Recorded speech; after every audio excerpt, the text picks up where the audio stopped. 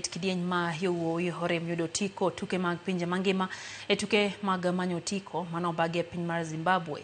Timno duogo pacho kawuono tok rem yudo otiko ma achiel kachiel ka negitieko thuolo mar adek tok loyo tim mar Tanzania. Kata kamano, chuny jotugo pok ojok e kindeni ma koro Kenya duogo e tukegi ma kinde mokalo ne Kenya time maber mokalo.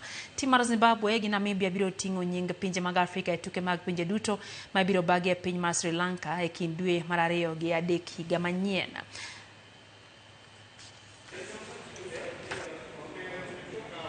We would like to thank our supporters and stakeholders who have been with us all along. Their energies and engagement are critical to our success.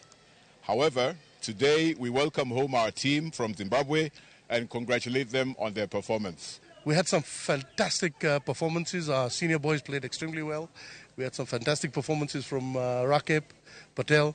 We had a very good inning against Tanzania, which was our crunch game for us to maintain our ranking. For that, I'm very proud, and the team themselves, they're extremely happy.